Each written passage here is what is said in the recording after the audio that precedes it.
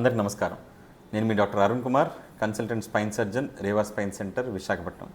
So ఈరోజు ఒక case scenario చెప్పాలనుకుంటున్నాను. ప్రాక్టికల్గా జరిగిన ఒక కేసు ఏంటి అంటే, ఎండోస్కోపీ తాలూకా అడ్వాంటేజెస్ ఎలా ఉంటాయి అనేది చెప్పాలి ఈ వీడియోలో. ఎస్పెషల్లీ ఒక 1 year బ్యాక్ ఒక అతనికి డిస్క్ జారింది. L5S1 చాలా ఉంటాయి కదా లంబర్లో, L4, L5, S1 ఇలా ఉంటూ ఉంటాయి. అతనికి L5S1లో యంగ్ ఏజే 35 years ఎంతో ఉంటాయి.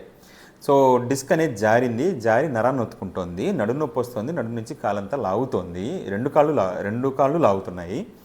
సో దానికి అంత ట్రీట్మెంట్లు అయిపోయిన తర్వాత కొంచెం డైలీ చేసుకునే పని ఇబ్బందిగా ఉంటుంది. డైలీ వర్క్, ప్రొఫెషనల్ లైఫ్ ఇబ్బంది పెడుతోంది.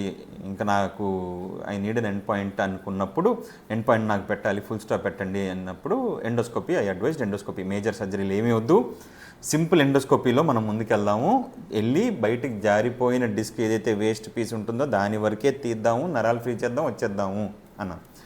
Done, okay. అవన్నీ అంతా ఎక్స్ప్లెయిన్ చేసుకున్న తర్వాత, ప్రోస్ అండ్ కాన్స్ అన్నీ ఎక్స్ప్లెయిన్ చేసుకున్న తర్వాత వెళ్ళాము, ఎండోస్కోపీ చేశాను. చేసిన నెక్స్ట్ డేనే వాకింగ్ అది చేసుకున్నారు. From 4th day he was happy. 4th day నుంచి ఆయన పని ఆయన చేసుకోగలుగుతున్నారు. సో ఆ జాబ్ ఏదైతే ఉందో అది మళ్ళీ జాయిన్ అయిపోయారు. జాయిన్ అయిపోయిన తర్వాత మొత్తం 1 year అంతా కూడా బాగానే ఉంటుంది. మధ్యలో ఒక 2-3 సార్లు వచ్చి కలిశారు.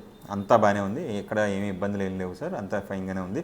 వాకింగ్ చేయగలుగుతున్నాను, 3-4 kilometers కంటిన్యూస్ స్ట్రెచ్ వెళ్తున్నాను, యోగా చేస్తున్నాను, బ్యాక్ స్ట్రెంథనింగ్ ఎక్సర్సైజ్ చేస్తున్నాను, ఐఎమ్ ఫైన్ నవ్ అన్నారు. సార్ ఓకే, ఎంత ఫైన్ అయినా సరే నాకు కొంచెం రీసెర్చ్ పర్పస్లో కొంచెం అవన్నీ కూడా చేస్తూ ఉంటాను కదా, 1 year అయిపోయింది కదా, ఇప్పుడు ఒకసారి ఎంఆర్ఐ అనేది తీయించాల్సిన అవసరం ఉంటుంది సార్, ఒకసారి చూద్దాము ఎంఆర్ఐ తీసి, నాకు కూడా వేరే రీసెర్చ్ పర్పస్ ఉంది, వేరే చెయ్యాలి, ఆ ఎంఆర్ఐ స్టడీస్ అన్నీ కూడా నేను చేయాలి, చేసి ప్రజెంట్ చేయాల్సిన అవసరం ఉంటుంది, పబ్లిష్ చేయాల్సిన అవసరం ఉంటుంది. సో దానికోసం ఇవి కావాలి, ఎంఆర్ఐ తీద్దామంటే ఓ షూర్ తీద్దాము అన్నారు. ఎంఆర్ఐ తీయించుకున్నారు. అది ఈరోజు చూపిస్తాను మీకు ఎలా ఉంది అనేది. సో ఇక్కడ చూసుకుంటే ఇది 1 year back MRI. 1 year back ఇక్కడ చూసుకుంటే ఈ డిస్క్ బాగుంది, ఈ డిస్క్ బాగుంది, ఇది బాగుంది, ఇది మాత్రం నల్లగా అయ్యి వెనక్కి జారి ఇక్కడ బొడిప కనిపిస్తుంది, నరం ఈ తెల్లగా ఇదంతా వస్తుంది. ఆ నరాన్ని ఈ బొడిప అనేది వెనక్కి వెళ్ళి ఒత్తుకుంటోంది, అది క్లియర్గా తెలుస్తోంది 1 year బ్యాక్.